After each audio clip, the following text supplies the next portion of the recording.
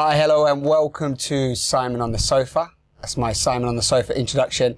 And today I am with this man, the mighty, almighty Balazs Heller. Hi, everyone. I love saying that. I met Balazs when I arrived on this wonderful island of Malta. We met over 9 months ago now, and when we first originally met, we had this wonderful connection, and I was like, I've got to get you on the sofa, Simon on the sofa, and told him a little bit about it. He's like, yes, I'm ready. And really for the last 9 months, we've been like, when? And Balazs just sent me a message, next week, and I'm like, yeah, and then it happened, and so on. So it's happening now in the perfect time, the only moment of now, and yeah, it's just great to actually take this time to bring a transparent conversation to all of you. I've met some really amazing people on this island of Malta, and I'm slowly taking the sofa around to capture them. So I'm delighted to be with Balazs today. We've become great friends, and we have a lot of similarities, and sharing our message of love in our own unique way. And I hope you enjoy the conversation. If this is the first conversation you've ever arrived at on Simon on the Sofa, then please, there's over 90 conversations or more now of magical people. So do enjoy. Find one that serves you. So welcome. Thank you. I appreciate it. And your sofa is great. But it's your sort of sun lounger sofa. I just want to soak up the moment now because we've been talking about it for so long. Yes, a long time, but at the same time it seems like we just met. Yeah, exactly.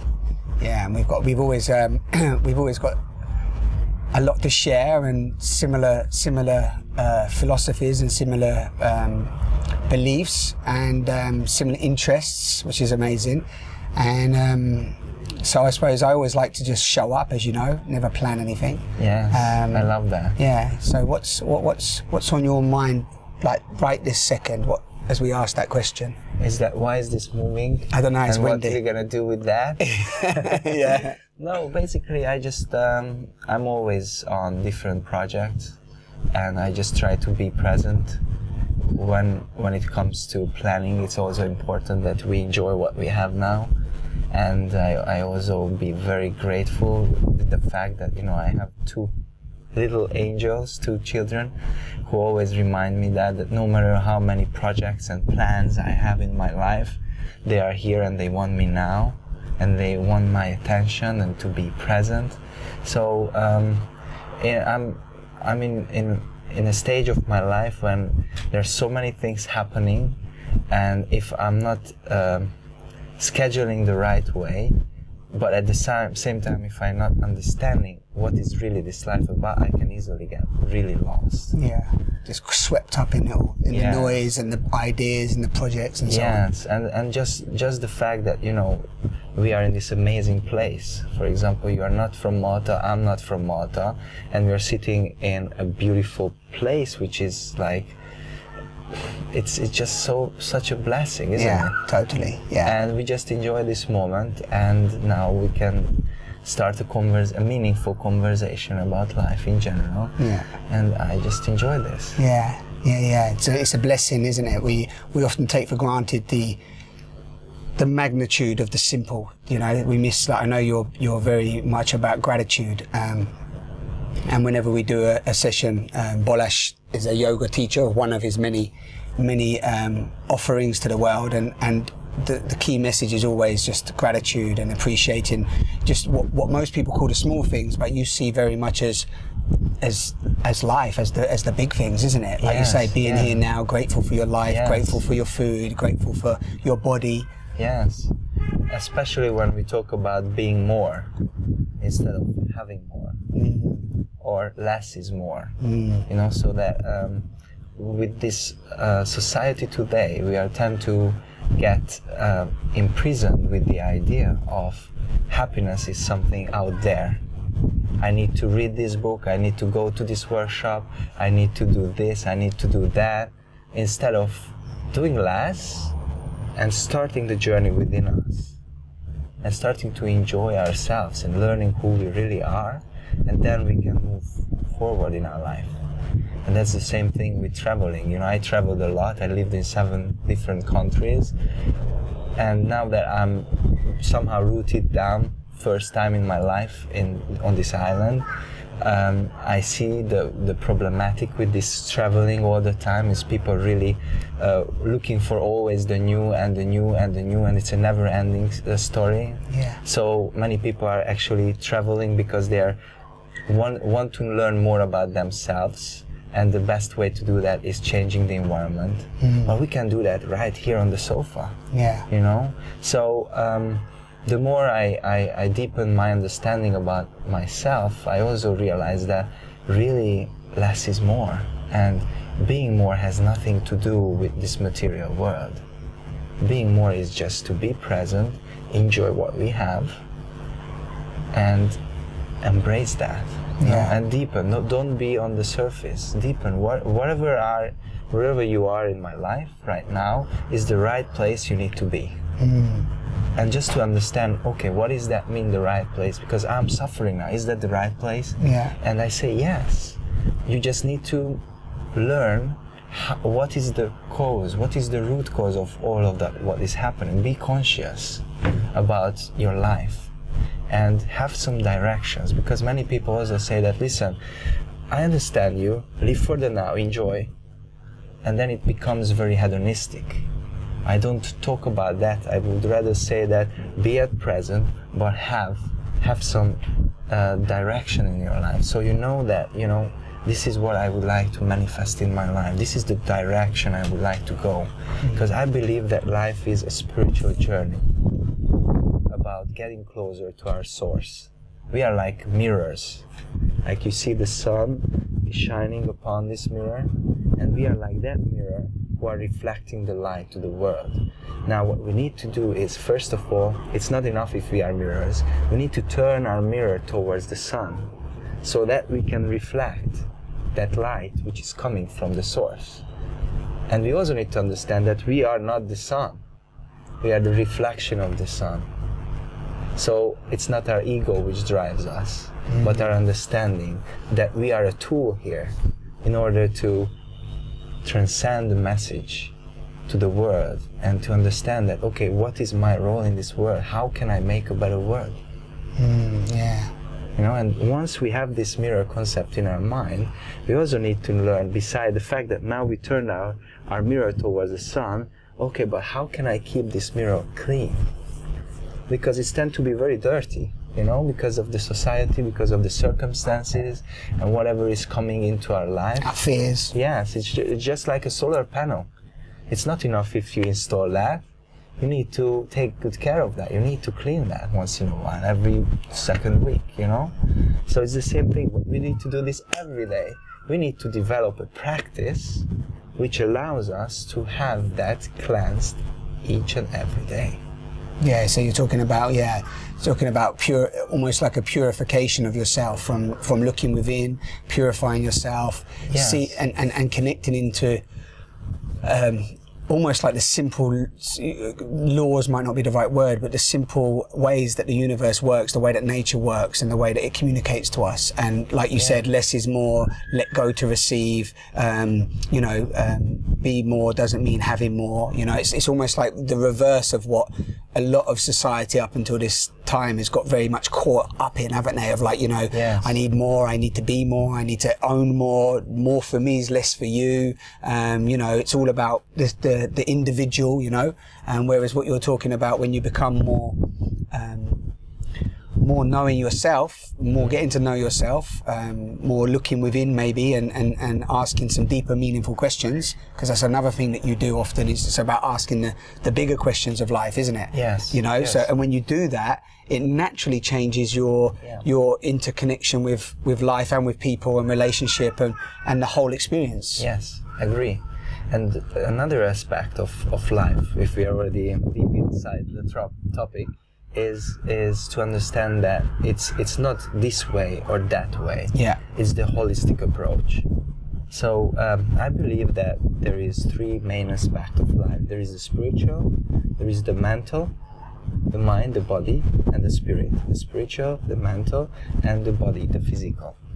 So we need to take care of all of the three. It's not enough that I'm very spiritual.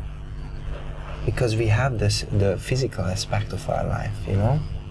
It's not enough if I'm always in my mind and I read more and more books and understand that what is spirituality. But it's more like, how do you manifest it? How do you put into practice what you are preaching about? It's about doing now. Today, society has to go towards the doing. The talking is not enough anymore, because there's too much talking happening, you know? Yeah. Now it is the time of doing. Or being. Being and doing, because that is the mistake of today's society in many spiritual realities which I see, you know, that it became like a cliche that now being more, the power of now, and then they are being more by just hanging around, enjoying life and just being. It is being more, but where is the intention of being more? What do you want to achieve with your being more? Is it about you to being more, or is it about to make a difference in this world by being more? Yeah, and also, as you're saying that, also this idea of there's a thin line between being more and getting caught up in thinking that you're also not enough as you already are. Yes. Yeah. Yes. So for me, as you're saying that, I know what you're pointing to, totally, because I know you and we've spoken so many times. But also for people listening, I had a message from somebody recently on Facebook. It's such a powerful message. It's relevant to what we're sharing now. And she was saying that, and she loves Simon on the Sofa, and I'm going to mention her, Laura. So just so that she understands and gets that awareness, you know, not for your ego, because I know you're not about that, but just from a place of, it was such a great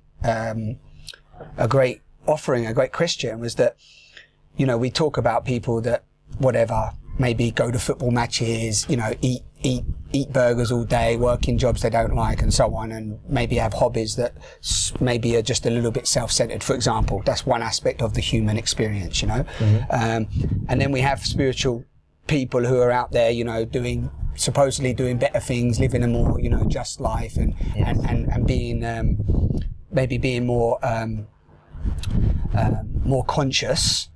But there's also this idea that, you know, there's a third aspect where, you know, there's this sense of who we really are, you know, this sense of who we are beyond all this doing. So, you know, not even like, for example, oh, I'm a yoga teacher or I'm a spiritual teacher now, and I'm somehow evolved and much better, but actually still caught in the, you know, the marketing, the competing, the getting this, the getting that, the ownership, etc., and almost missing this, the real, you know, underlining beingness, which I think you're pointing to as well, which is almost, you could say, the creative energy, the force, the source, God, you know, whatever. There's this, like this energy where in this place, nothing needs doing, nothing has to be done, nothing matters, nothing, you know, nothing really is going to be affected. And then from that awareness, I don't know if I'm repeating this rightly, but from that awareness, then showing up with what's my contribution. What do I want to contribute from that awareness? Do you see what, does that make sense? Yeah. So it's taking the awareness to a whole nother level. And I'm not ousting any of it, but it's almost like these are stepping stones, because I know you know this from your own experience and your many years on this path, is that it's almost like we can just put on a new jumper over here, you know, like all of a sudden I'm conscious, or I'm doing yoga, or I'm doing something, you know, but actually at the core, what's really changed, you know? I don't know if that's relevant to what you were saying, because it's like the different layers of being, purpose, and what is our contribution to life.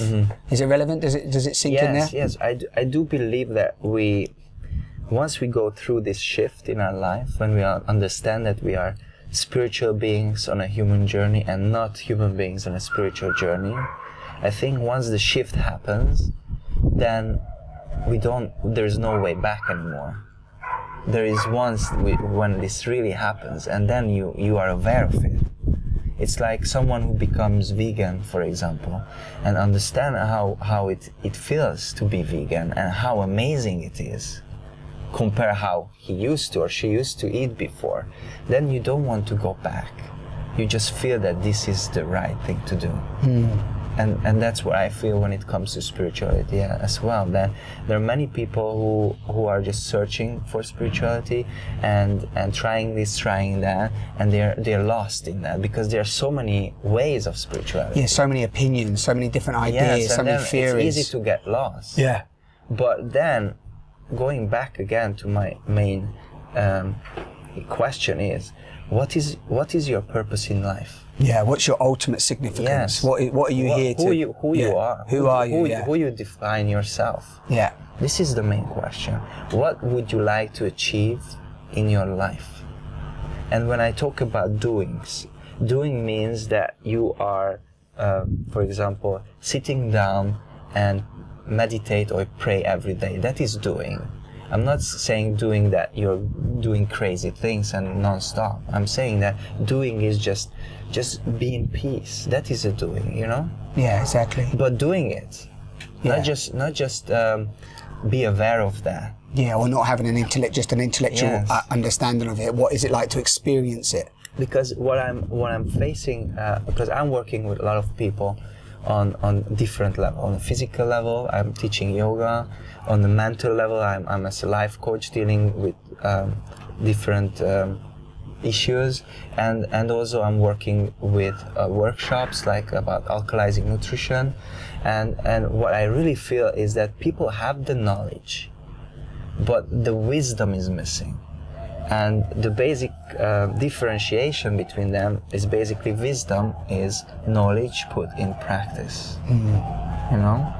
So that is what I think. Yeah, so you mean, I just like to stay on that for a second. That's nice. So yeah, wisdom is, you're saying is knowledge put into practice. So yeah, everyone can have the knowledge. You can read a book. Yes. You can go on the internet now and you can Google anything, can't you? Yes. And the knowledge is there, you know, it's like that's there. We all know what is healthy to eat. Yeah. But we decide not to eat because it's not comfortable for us. Yeah. You know, we are very conscious today because of the information which is around, but we for some reason we decide not to go for it because it's not serving my egoistic purpose. And we are not into the shift, which didn't happen. I always suggest everyone to watch Dr. Wayne Dyer's The Shift. It's an amazing documentary. It's available online for free. And once you watch that film, you probably can put it on underneath this short. Because it's one that we both share. Because I work with that. And this is the most important film I suggest to people to watch, to understand what is really this shift about. Yeah. And also the other thing is to learn about our ego, you know, because it's something that we all dealing with that. It's not something which is our enemy, or which is we need to, you know, burn it or anything like that. It is part of who we are. The question is not that what is our ego. The question is how we can deal with our ego. Yeah, understand it. And understand how we can control it. Yeah. Because I believe that we have this, again, a spiritual life, and there is the material life, and we need to tune into both of them and live in harmony and balance. Now, the spiritual world is basically ruled or engined by the soul, while the material world is engined by our ego. And these two entities cannot work together. So you are either in that one or on the other one. There's no this and that, you know?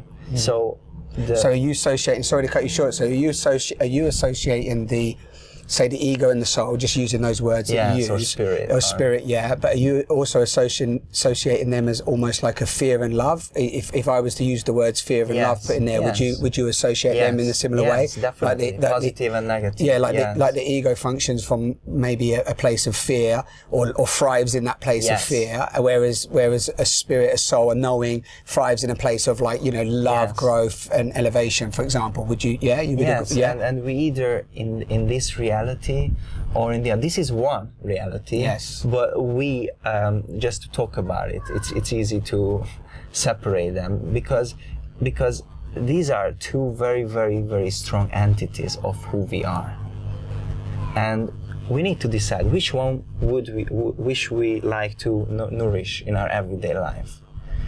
The ego, which we nourish basically through the negative media, through backbiting, through being very angry, pointing fingers to others, being in the past and being in the future, living in fear, self-limiting beliefs and internal dialogues, and everyone is bad, I'm so unfortunate, and so on, continuing. We can nourish that pain body every single day, or we can choose a spiritual path where I understand that our soul is the essential part of who we are, and purposely and with great effort we nourish that soul every single day, just as much as we nourish our body. What happens if we don't nourish our body on a daily basis?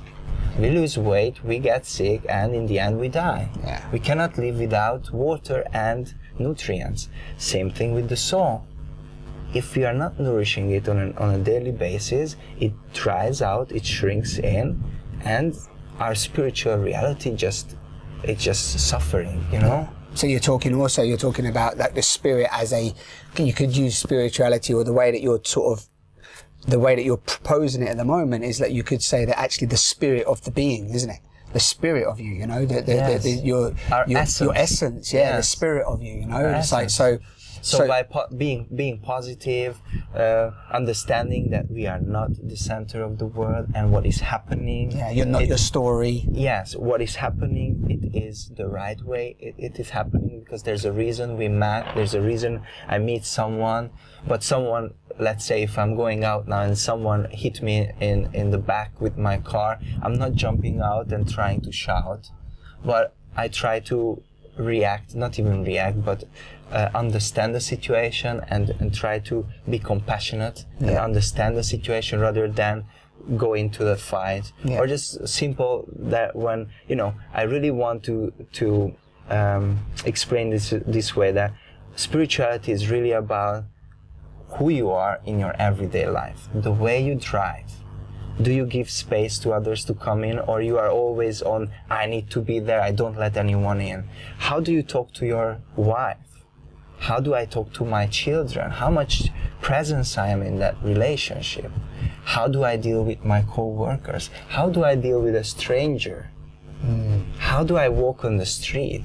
You know, this is real spirituality for me. And as you're saying that, I was looking at this beautiful clouds look above us, and there's only a few, but I was going also how you interconnect to the intangible, you know, because I think for me, if we're using that full essence of spirit, it's also how I'm living in the presence and awareness of the fact that, you know, I'm a multidimensional being, I'm in a planet, I'm revolving around space, there's 100 billion galaxies out there, you know, the stars are shining, the moon's there, you know, the nature's growing for us all day long, the food comes from the planet, you know. So it's also when you live with that awareness, the way that you interact and not act, not react, also shifts, doesn't it? Exactly. You know, so bringing that in. And I just want to say, I want to go back a step, just a tiny bit, because I just want to say, when you were saying about they're separate entities, you know, almost like, you know, the ego, the soul aspect, you know, this sort of like love and fear. Yes. I've had this way of, there is an integration that takes place. Now, there's probably a dissolving of one, definitely, like the dissolving of the ego, or that pain aspect of ourselves, the suffering, you know, for, you know, sort of like being addicted to the suffering.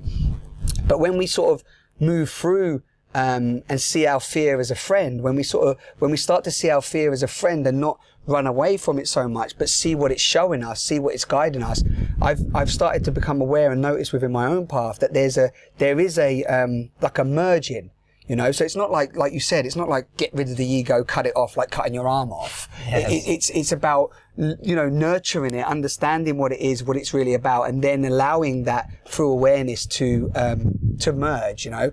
Does that make sense? I just want, and I'm doing that for the people listening, because I know that you and I, you know, we understand each other on a different way, but and also I always like to do that for you guys, because Balazs is also Hungarian, and you know his English isn't mother tongue, and sometimes, which I think is still great, but sometimes when I'm filming him on events and stuff, or you know, you sometimes say that words get muddled. So all I'm doing is throwing some more words in for you guys to just look at it on the, you know. I hope my language is transparent enough so it goes through. Yeah, no, it does totally. But I always like to just throw in, and not to say that we're even right. You know, it's just, for me, it's like that constant.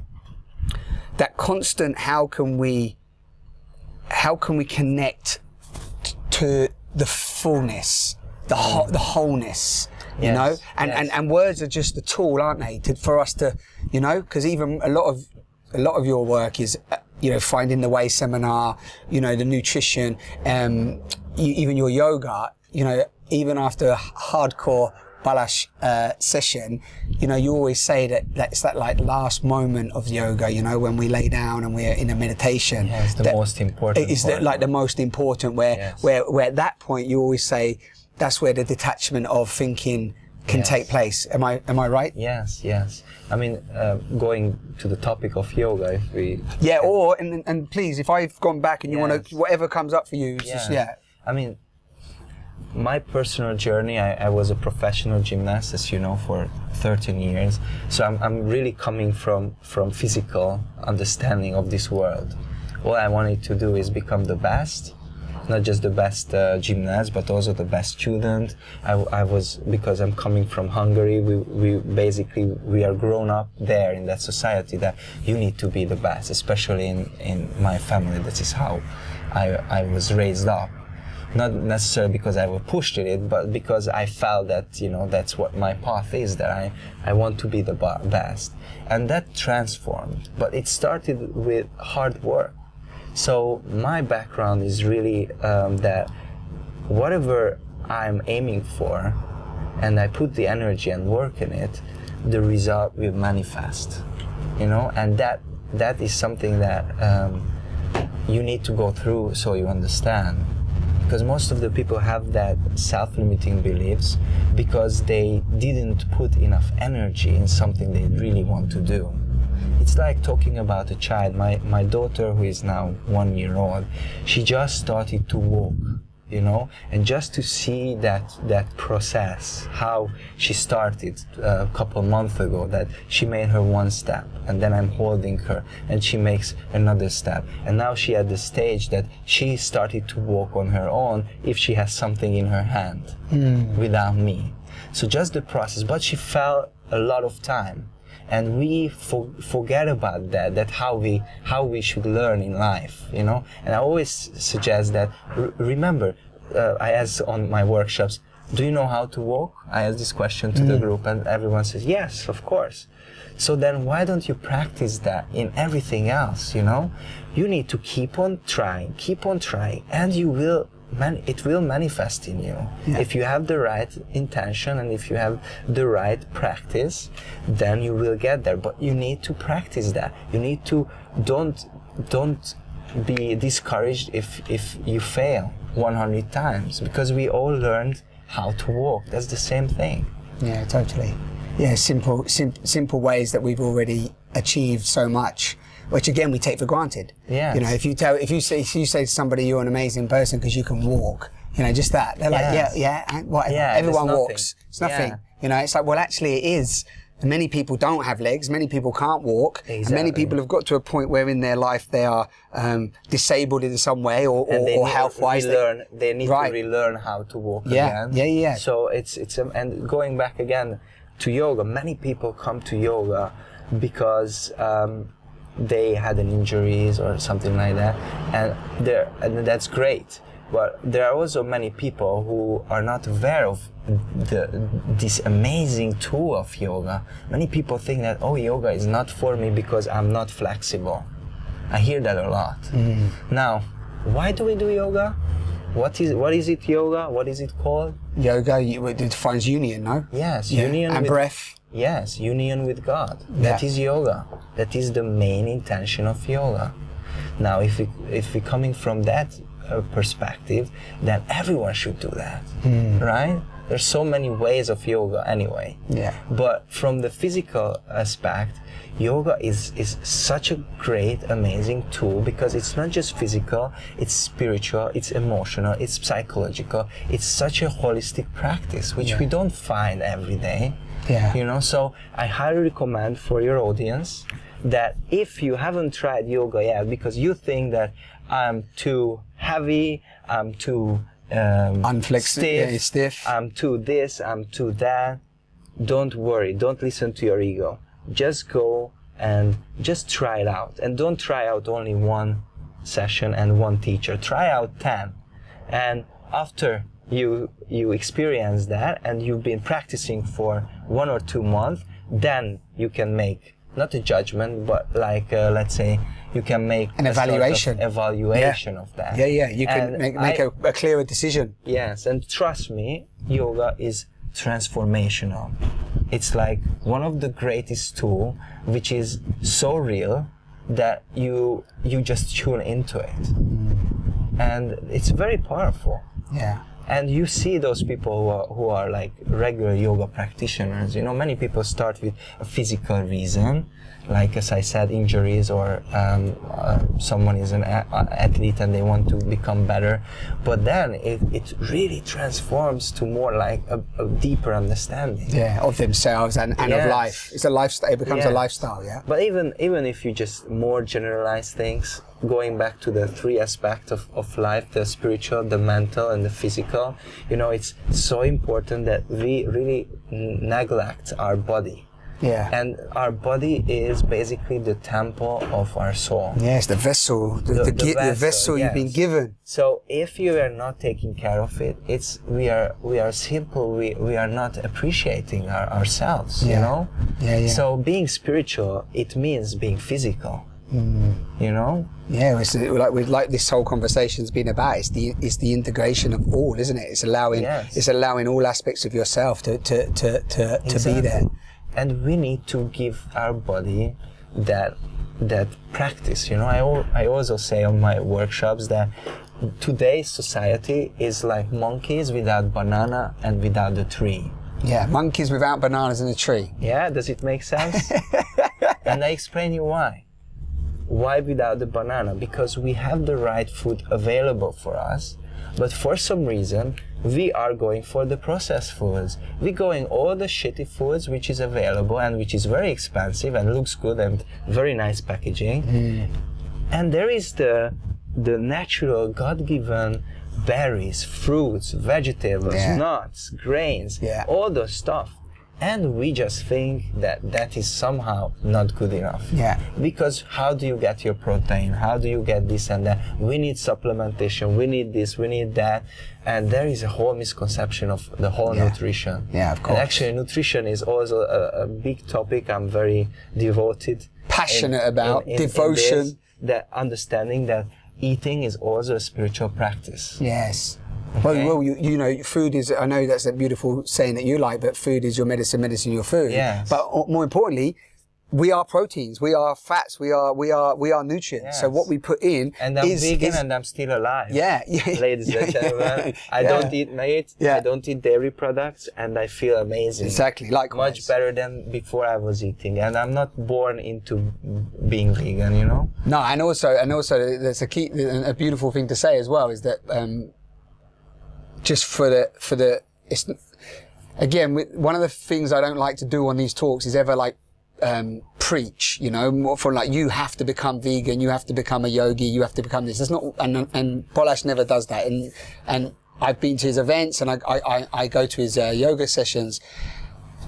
The key is that if wherever you are in your life right now, there's just so many opportunities and choices, and even as you heard from Balazs, who is a yoga teacher, you know, go to 10 teachers, go to 10 classes, find what it is for you that's going to break you out of this disease that we're in, which is so many people are talking about. And it's really clear now for so many people that society is caught in a disease, and it's caught in a disease of profit gain mentality. Hence why you know, processed foods and all the other foods out there and all these supplements and everything else have become profit, right? It's become a commercialized, marketed tool. It's like, how can I make money? Well, I can take something from the land, tell them that they need it in some way, create some product and then give it back to them when they didn't even need it in the first place, or they already had it in their body, etc., etc. And on top of that, even if you look at the work of many people out there, many messengers out there, is that we're living in a world. The world and the society that we've created right now is built on a foundation, has been built on a foundation of predominantly fear,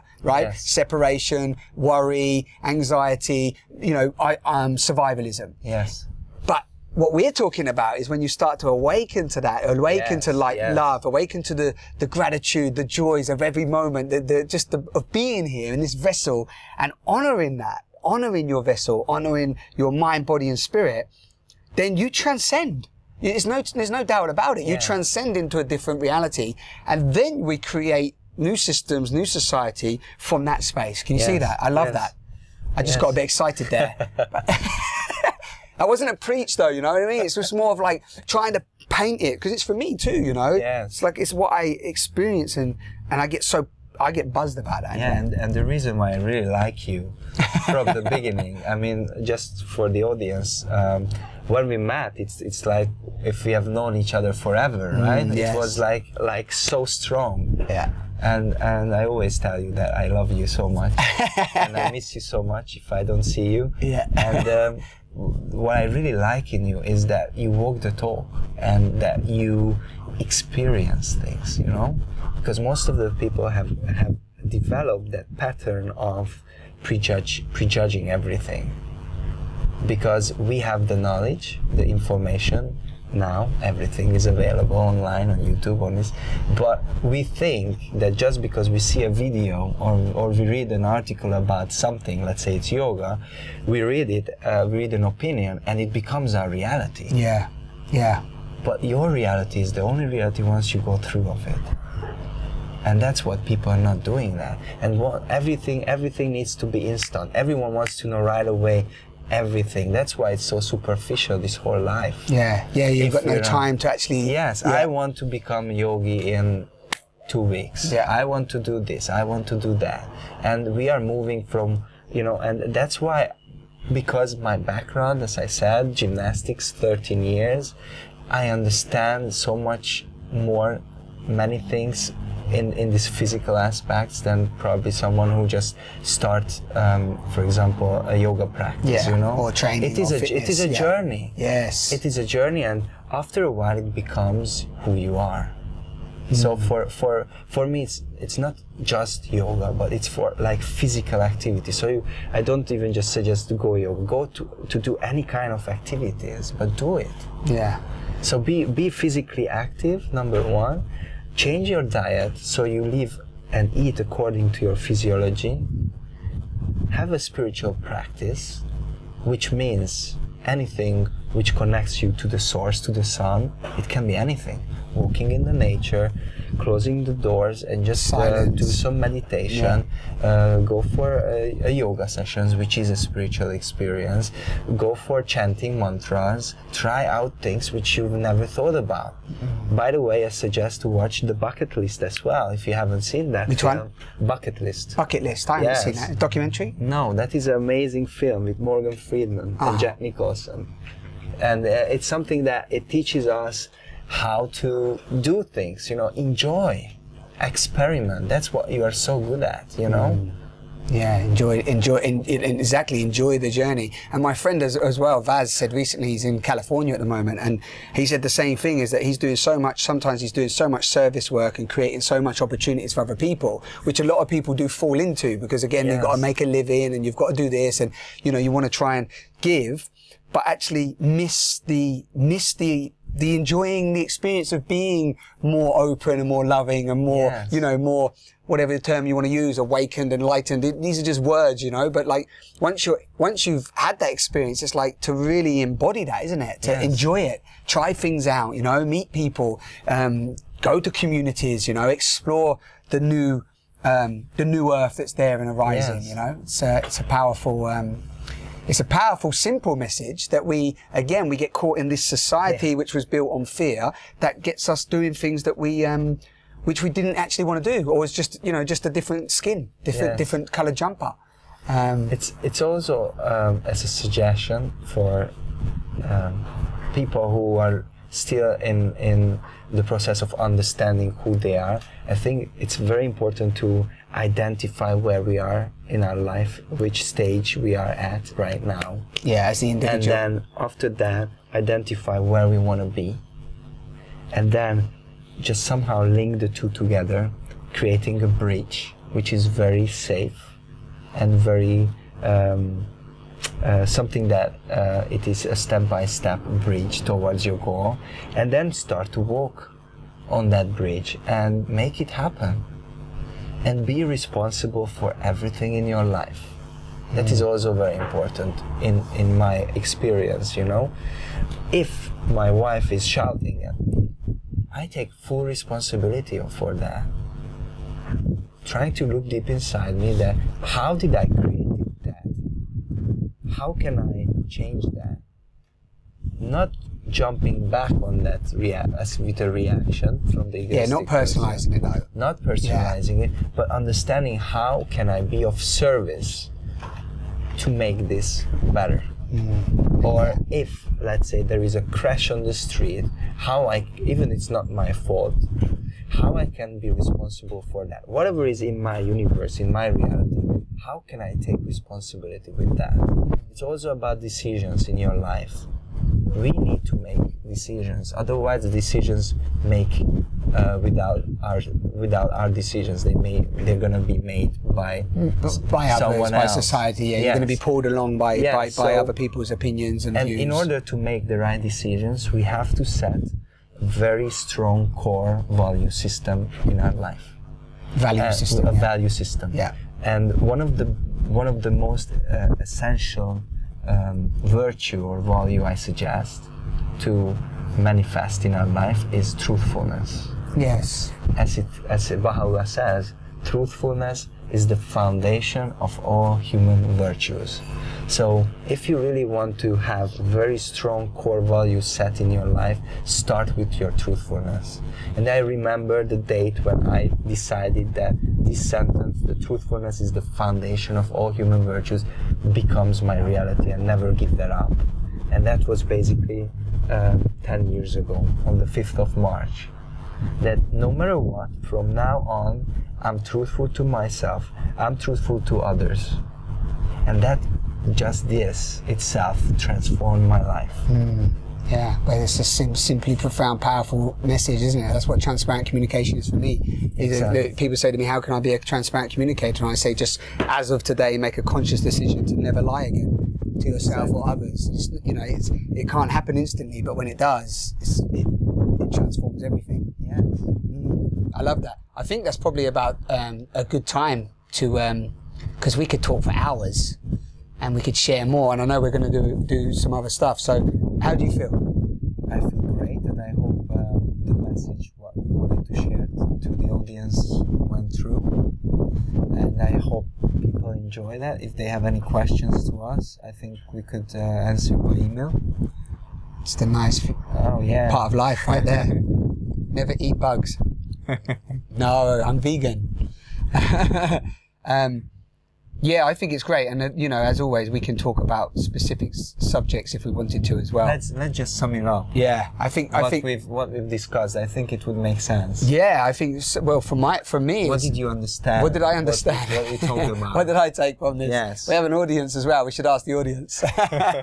What did they take from it? Yeah, that could be good. I think for me is the summary of the talk. I mean, we've gone on a nice journey. Yes, what did you get out of this? I think just really how you sort of summarized it is just, what is your truth, How can you connect to your truth? What does that mean for you? So even if somebody says you should be spiritual or not spiritual, this or that or the other, is just, what is your experience? What is your truth? Who are you? Who are you really? So many people don't ask that question, but who are you really? So I think from this talk, I got I took that really, just that continual question of, who am I in this moment? and having deep gratitude. And what I always take from your talks, events, workshops is just really that mind, body, spirit connection, you know, the full integration. Because so many people, and this might be you watching, you're on a mission to help people, save the world, you know, do whatever, transform people's lives, transform your own life, and you miss the one fundamental key point. Like, you might intellectually know it, you might say, but you miss the body. And I've always loved my body, you know, it's one thing that I've loved. You know, I was been into physical fitness and so on, and I love it. I get up and I look at it and I'm just honoring it. But I meet so many people that are spreading a message of real love, joy, excitement, vitality and life force, but they're not. Their words are saying that, but their body isn't emanating that. It's not showing that vitality. Yes. It's a bit of a big summary, but I think that's a key point based on what I've taken from this, is that this is you, this is your vessel. If you can't love this, how can you love any of this? Yeah, exactly. You know, how can you, because this is how you feel, sense, and interact and be with the gift of life. Yes. And just one more thing to add to what you said about the truth. What is your truth, you said. It's also important to see that there is your truth, but there is the divine truth. As I usually say, there is the small r and the big R. There is the small reality and there is the big reality. No matter if you believe that love it's something that is so powerful or not, it is. Yeah. Maybe you have that experience that you had very bad relationships, and then you believe, well, love is not for me, it doesn't work. Yeah, totally. But then the big R, the big reality, the divine reality, it is stating that love is the most powerful force on our existence. Yeah. So what I want to say with that is, don't be tricked by what you experience being your truth. Your absolute truth. Absolute truth or absolute reality. Yeah. Try to always question what is the real divine truth in everything which is out there. And how can you do that? By experimenting, by being very open-minded, by being very positive. And as I started the discussion, the mirror. How the mirror, wherever the mirror is, needs to face and reflect the sun, the divine source, where we can get engaged, and how we can cleanse that on a daily basis with that mind, body, spirit aspect. And it's not even add more to that. But when you said this, something come up for me recently in a recent experience I've been having, that truth is also subjective to people's state of awareness. Exactly. Right? Yes. I think that's a good contribution to that. So when you meet people, yes, they are telling you their truth from that point of awareness where everybody is, and we're all on different spaces of awareness. So if you take that little bit of truth and don't, like you said earlier, make that your be all and end all, but go, you know, maybe there's a bit of truth there, and there's a bit of truth there, and there's a bit of truth there, and actually over time you potentially can see the whole truth through all of these fragmented pieces. Yes. But we're all actually seeing often just a fragmented piece. Yes. Yeah. Because we don't want to see sometimes the big picture. Right. Oh, the bigger bigger reality. Yes. Yeah. And we always say that, I know, but we are one. Yeah. Believe it or not, maybe your reality is different, but this is still the fact. Yeah. We are those fishes in the ocean. Yeah. You know? We are. And probably the fish never ever can see that there is life above the sea. Yeah. But because we are so conditioned, and what today's society is what we see or what we want to see, that's what we believe in. Yeah. So just go beyond that and just attune, get from the head to the heart. Yeah. One of my friends says the greatest journey in your life and the most difficult one is from your head to your heart. That was our short summary. Yes, I hope so. I love that. Where there's heart, there's growth. So I always hug most people that have been on the sofa. Thank you so much, Simon.